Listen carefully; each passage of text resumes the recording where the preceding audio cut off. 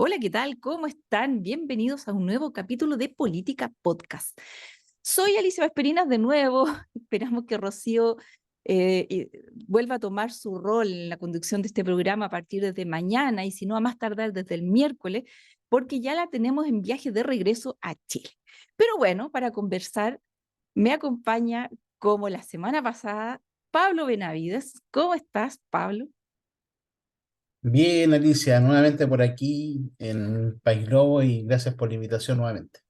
Sí, saludamos a todos los amigos País Lobo y a todos quienes están en las radios a través de la radio La Mega, Radio Viva, Radio Mía y Radio Despierta. Oye, como todos los lunes, pasemos una revisada por la encuesta Academ, que es la que vemos con la Rocío. Yo sé que hay gente que no le cree nada a la encuesta Academ, pero es como una encuesta que sale toda la semana y pregunta más o menos lo mismo, entonces nos da la posibilidad de tener series. Entonces, por eso es interesante seguirla. Las cosas que repiten la fórmula arrastran su mismo error, por lo tanto, los cambios son lo interesante de ver. Y en esta semana, te cuento, Pablo, que tenemos cambios en la aprobación presidencial no muy significativos, bajó 2 puntos, tenemos 31% de aprobación, pero en la desaprobación sí tuvimos un salto interesante porque subió la desaprobación 6 puntos. Está en 65% la desaprobación al presidente Boric. ¿Qué te parecen esos números? Bueno, como lo conversamos la semana anterior y como tú dices, esta encuesta, a pesar de que genera mucho anticuerpo en mucha gente que se dedica a hacer encuestas, entre comillas, más serias, permite hacer un track record en lo que va de la encuesta, en lo que va su aprobación y desaprobación. Y claro, nosotros hablábamos la semana pasada, y por eso es importante que escuchen los capítulos siempre, toda la semana, eh, de que el efecto negativo se iba a ir incrementando y que esa era parte de la matriz, ¿cierto? De la cadena de hechos que estaban haciendo que el gobierno se desinflara ya sostenidamente. Estos pequeños veranitos de San Juan, como fueron los Panamericanos, ¿cierto? O en enfrentar de una manera un poco más digna una emergencia con el sistema frontal, que hubo ahí cierto bien manejo, que después las mediaguas no servían para nada las que se entregaron. eh, pero claro, ahí se mantiene la tendencia a que la evaluación del gobierno sea negativa, ¿no? Y eso no es solamente porque el gobierno haga bien o mal las cosas, sino que también producto de lo que yo podría llamar una mala administración de gobierno, hay una sensación de pesimismo en la población y que cada día se acrecenta más. Es más, me voy a adelantar un poco A ver. en la encuesta y me voy a ir a lo que tendría que hacer con la evaluación del equipo de gobierno, Ujú. ya los ministros, etcétera. De los ministros consultados que están acá, por ejemplo, en los puestos clave, Carolina Toa, Mario Marcel, Álvaro Lizalde, Carlos Montes, Nicolás Grau, Cataldo, están pésimamente mal evaluados y son carteras que son cruciales. Marcel de Economía, Toa de Interior, Vallejo tiene que ver con la vocería del gobierno, Luis Cordero tiene que ser el ministro de Justicia, Carlos Montes el ministro de Vivienda, ¿cierto? Cataldo el ministro de Desarrollo Social. Entonces son puestos clave que necesitan una administración fuerte y de accionar contundente por parte del gobierno, y eso no se ha realizado. Siempre ha estado al debe y cuando quieren hacer algo bien, no les resulta, ¿no? Y eso no es solamente por una falta de experiencia o cosa denominado que es gente joven, sino que la gente que ellos han decidido para poder llevar adelante estos planes y programas del gobierno no han sido lo ideales, y eso me da culpa que ellos tienen que asumir de una vez por todas. Sí, la evaluación está muy mala, se pegaron unos escalones tremendos, Nicolás Cataldo bajó 15 puntos, Nicolás Grau 8 y Carlos Montes 6, son tremendos escalones, pero lo que a mí también me complica y no tengo mucha explicación, salvo una desafección total de las personas por la política, es el nivel de conocimiento que tienen las autoridades, porque fíjate que de los que aparecen ahí, solamente hay 11 personas que tienen conocimiento mayor a 50% de la población y hay 17 que tienen menos de 50. O sea, tenemos ministras como Aurora Williams o Javiera Martínez, no, Javiera Martínez, sí, Aysén Echeverry. Aysén Echeverry la conoce, dice aquí, el 21% de las personas. O sea, tú o conoces. Entonces, si hay un 21% de gente que te conoce, hay un 79% de personas que no te conocen. Estamos hablando de personas a nivel de ministro. Entonces, algo nos pasa en la política, Pablo, que o no están haciendo noticia y de la única manera que nos enteramos de los ministros es cuando tienen algún escándalo y los que tú nombraste son personas que efectivamente han estado mucho en las noticias por más bien cosas negativas. Solamente se salva la excepción a la regla. Tú sabes quién es. El mejor Sí, evaluado, pero es Jaime mejor Pizarro.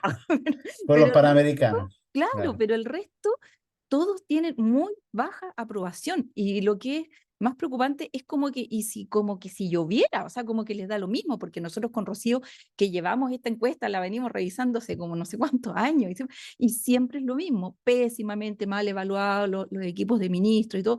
Y como que da lo mismo, como que nos acostumbramos que un nivel de aprobación de 30% sea normal. Sí, mira, pero podemos analizarlo a la inversa, que también es ¿Mm? importante. En el segundo piso del gobierno se instaló la tesis durante mucho tiempo y hasta el día de hoy se mantiene, por algo está Miguel Crispi ahí y por algo hay gente que está ahí hoy día, que tiene puestos clave, de que entre más conocido el ministro, mejor evaluación va a tener. Esa es una tesis que se enarbola en el segundo piso de la moneda. Pero no Claro, es así, po. por ejemplo, nosotros tenemos, por ejemplo, si nosotros vamos a Camila Vallejo, Toá, Marcel o Elizalde, en Monte, etcétera, ellos tienen alto conocimiento por parte de la gente, pero tienen una pésima evaluación. Entonces, ¿pero qué pasa? A Jaime Pizarro lo conoce mucha gente y tiene una buena evaluación. ¿Por qué? Porque ha demostrado ser eficaz en, por ejemplo, organizar los Juegos Panamericanos y ahora los Panamericanos, ¿no? Entonces, ¿son las personas? Sí, son las personas, ¿no? ¿Cómo gestionan, cómo enfrentan las problemáticas? Es distinto a decir, por ejemplo, lo que vendría siendo el caso convenio en el Ministerio de Vivienda. Por ejemplo, pongamos un caso hipotético de gestión comunicacional o de gestión política. En mi último informe de Contraloría establece que hay 15 de 16 seremías comprometidas en el caso convenio. Seremías perdón, de vivienda, todas con graves irregularidades. Una de las que tiene más irregularidades es la seremía de la región de los lagos, que hasta el momento ha pasado piola, como se dice vulgarmente, ¿no? Entonces, qué es lo que espera la ciudadanía de un ministro eficiente? Que remueva los 15 seremi que tienen falta de la probidad porque son cargos de exclusiva confianza del ministro, ¿no? Con apoyo del presidente. Entonces, ¿qué espera la gente? Una cuestión de eficacia, ¿no? Incluso los mismos partidos de gobierno, de poder eh, hacer valer el poder, ejercerlo, ¿no? Y no, y se prefiere tapar el caso de corrupción, se prefiere mantener a los seremis, que son cargos políticos designados, y se prefieren hacer sumario, que nosotros sabemos que el día de mañana igual se van a ir, es como alargar el chicle. Y eso genera, ¿no? Un daño comunicacional tremendo a la figura, en este caso a la institución, al ministerio, y que después se traspasa porque igual termina rebotando después a otra figura del propio centro de mando de la moneda, ¿no? Y al presidente. Sí, yo creo que es más complejo que eso porque resulta que no olvidemos que los principales involucrados en el caso de las fundaciones son de Revolución Democrática y y el ministro es del Partido Socialista.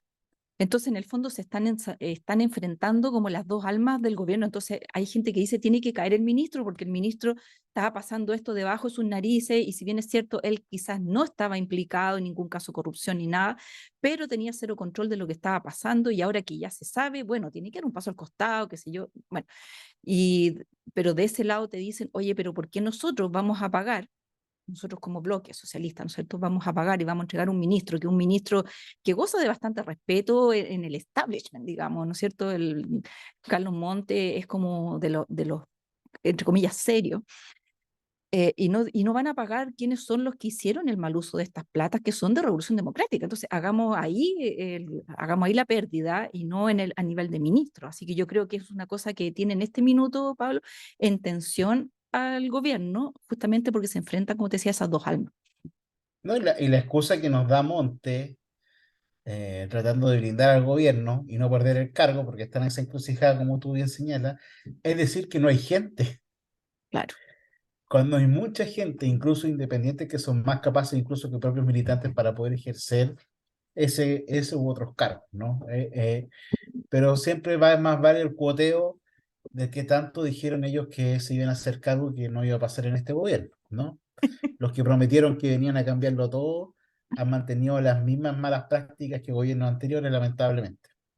Oye, y el peor evaluado dentro de esta lámina que te la nombro, que es la 20, es Miguel Crispi, ¿ah? Y Miguel Crispi tiene como un montón de factores para ser el peor evaluado. Yo creo que le va a salpicar mucho el tema de estar ligado también con el caso de Luis Hermosilla, ¿ah? Porque no olvidemos que él era el abogado que lo iba a defender en este caso convenios, digamos, caso líos de plata, como le dicen, casos fundaciones. Ese tremendo Mira, pastel que tienen adentro, digámoslo.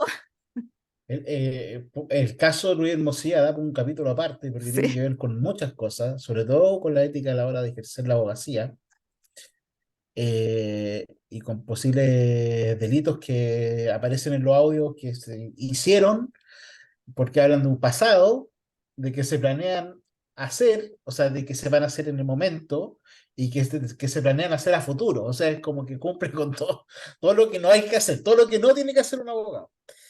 Bueno, eso es un mensaje, gracias a los profesores de los Lagos que nos enseñan ética en cada una de las asignaturas que tenemos en la universidad. Así que un saludo también para los profes. Aprovecho de mandarles para allá un cariñito. Eh, pero el tema de Luis Hermosilla, más allá de ser el abogado en un momento representante de, De Crispi. de Crispi, claro, él es un hombre clave durante la época de instalación de gobierno de Gabriel Boric, ¿no?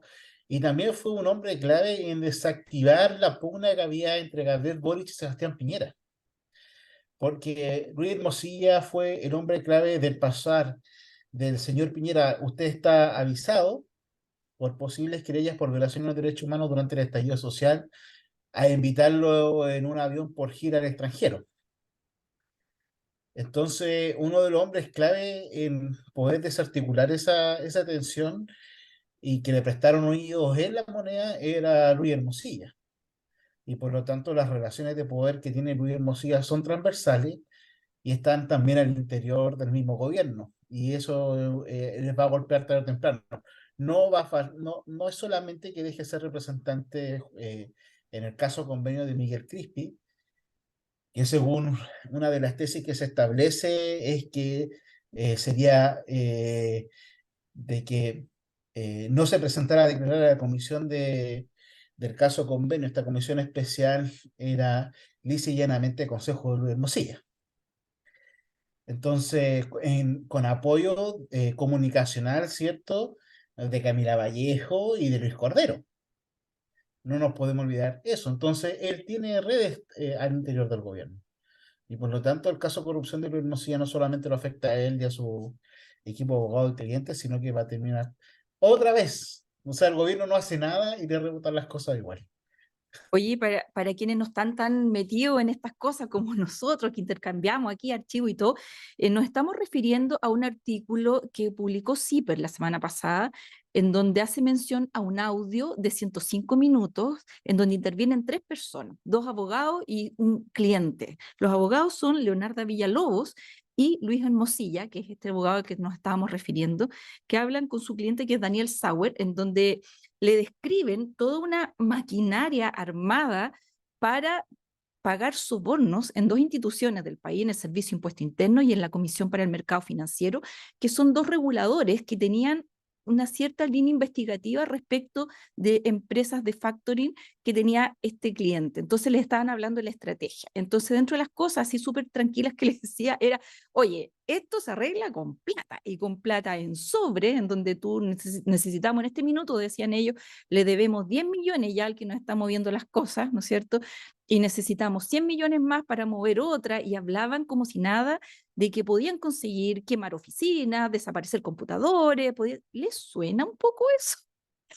A la luz de lo que está pasando. O sea, Sí, lo encuentro eh, increíble. Yo no sé cómo tienen cara para seguir apareciendo. Yo no sé si volverán a aparecer en realidad en la profesión. No sé, porque es de estas típicas personas que es demasiado grande para caer. O sea, está tan metido en la trenza del poder que seguramente él o sea, jamás va a caer, porque de caer no cae solo, ¿no es cierto? mira, desgraciadamente, esta gente que tiene estas redes, cuesta que caiga, cuesta. Generalmente son procesados, tienen penas, pero son penas sustitutivas, no cumplen en prisión, hacen cursos de ética y otras cosas creativas que de repente se le ocurren a los jueces y juezas, lamentablemente, en nuestro país. Ahora, yo creo que acá, más allá de hacer una crítica al sistema judicial, que es válida en algunos puntos y en otros no tanto, sobre todo en el sistema penal, eh, quiero hacer un énfasis de que se instala de que la corrupción está desatada en el país, de que no son hechos aislados, de que estas cosas, porque lo que realmente se rumorea es que funcionarios del Servicio de Impuestos Internos y de la Comisión de Mercado Financiero, lamentablemente se habla de que tenían prácticamente tarifario, ¿no? Por hacer tal o tal trabajo te cobraban ciertas cantidades de dinero. Entonces hay una red de corrupción importante, importante. O sea, imagínate nosotros este fin de semana dos enormes reportajes sobre una nueva lista que se abre en el caso convenio de la región de los lagos con respecto a la venta del IPI-SFT de los lagos a Equimul por parte de la Universidad de los Lagos, que pudo haber sido prácticamente con información. Lo que se da a entender ahí puede que sea cierto o no, tendré que ser materia de investigación, pero podemos especular, ¿cierto?, de que podría haber sido una licitación amañada con información privilegiada, ¿no? Hoy día aparece otro reportaje en el diario, o sea, en el medio Biobío, con una fuente interna donde se modifica la voz y da a entregar más antecedentes que comprometen aún más esta institución pública, ¿no? Y a sus directivos. Y por lo tanto, tú te das cuenta que en diferentes áreas y en nuestra propia región, la corrupción es algo cotidiano y es difícil de ir eliminando porque es una eliminación lenta, porque requiere el accionar de los aparatos de justicia. Nosotros no podemos acusar a nadie hasta que se demuestre lo contrario, y por lo tanto, ese accionar es un poco más lento en algunos casos, en otros más rápido, en otros están ya en prisión preventiva, como en el caso de Diego Ancalado, porque tiene menos redes de poder, ¿no? Cuesta, es más fácil poder, que esta sensación, ¿cierto?, de la ciudadanía, de que es más fácil poder desquitarse con Diego Ancalado que con otro que sea más poderoso, por ejemplo, ¿no? Pero generalmente cuando se puede desquitar más rápido es porque hay mucho más antecedentes más grave en ese caso y a lo mejor eso permite a la justicia o es más fácil probar o es más fácil ejecutarlo desde ese punto de vista. Pero que aún así, que esta sensación de que como él no es tan poderoso como otro, es más fácil poder limitar su libertad y generar una cuestión de reclusión preventiva, por ejemplo, en el caso de Ancalado y Jaime Huincao, en el caso de Fundación Quimón. Entonces son estas preguntas que quedan, o sea, por ejemplo, en el caso de Luis Hermosilla, ¿habrán fiscales? ¿Habrán metido fiscales? ¿Habrán policías inmiscuidos? ¿Habrán auxiliares de justicia, secretarios, qué sé yo, inmiscuidos, jueces? ¿Habrán inmiscuido otras instituciones del Estado, no solamente impuestos internos y la Comisión para el Mercado Financiero, a lo mejor superintendencia de casino y juego, superintendencia de banco? ¿Será algo más grande? Entonces, todas esas preguntas quedan en el aire y es menester, en este caso, de la justicia y de los organismos que correspondan, descifrar y entregar un proceso limpio y transparente. Muchos hablan de ágil, yo a esa palabra como que tiene que ser todo muy rápido, le tengo bastante temor. Yo creo que las cosas hay que hacerlas bien, sea lento o rápido, hay que hacerlas bien. Y prefiero que se haga bien hay que hacer algo rápido y que hacer una investigación acotada donde no se busque, por ejemplo, espacios de asociación ilícita en casos de corrupción, como no se han investigado anteriormente.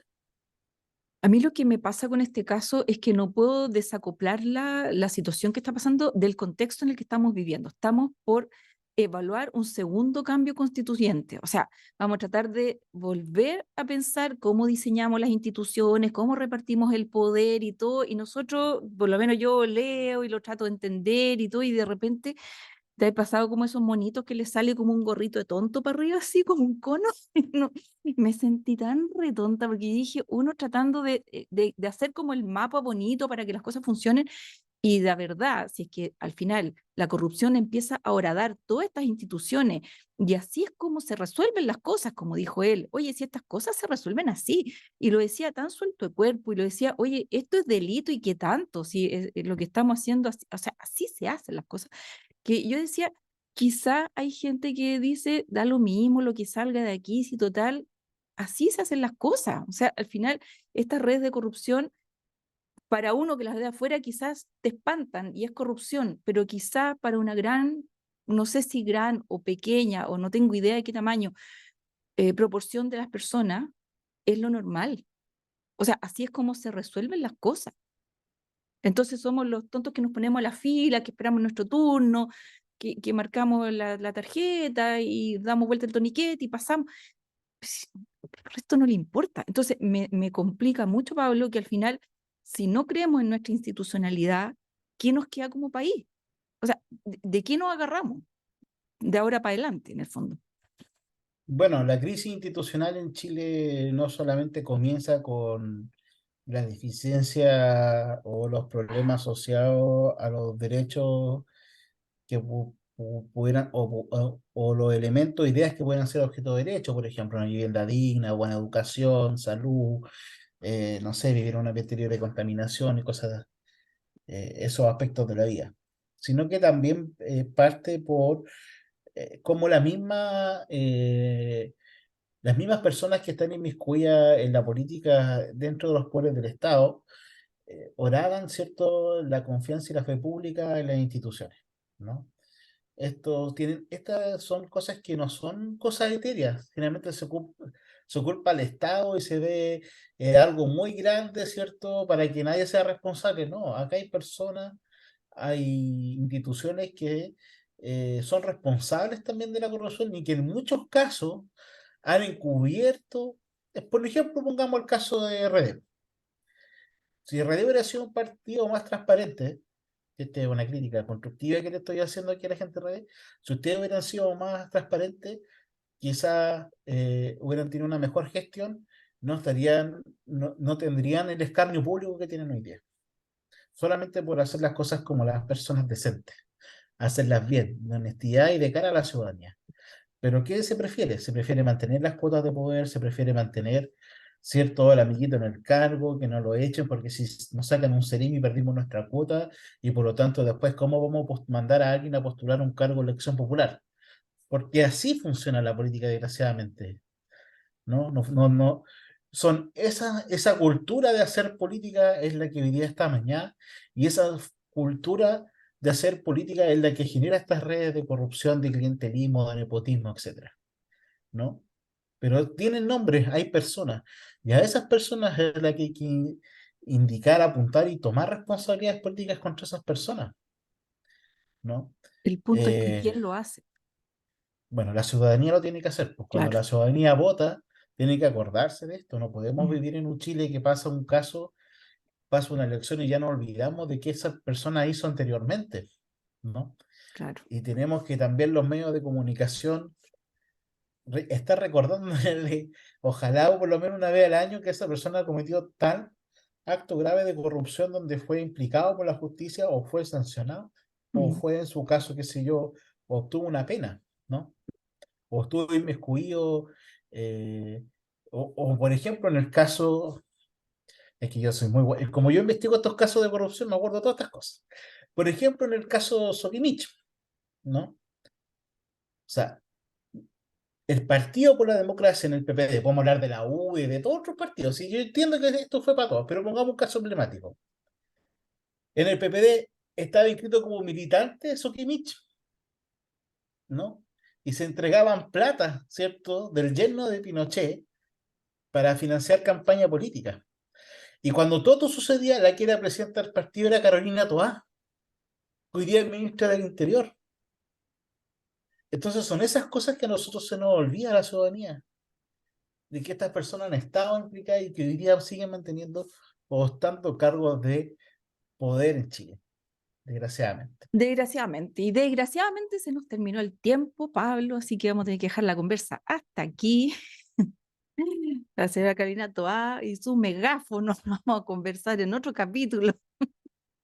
Querido amigo, muchas gracias por acompañarnos. Esperemos que Rocío esté de vuelta y si no, bueno, aquí estaremos para seguir conversando con ustedes nuevamente. Hasta la próxima. Chao, chao.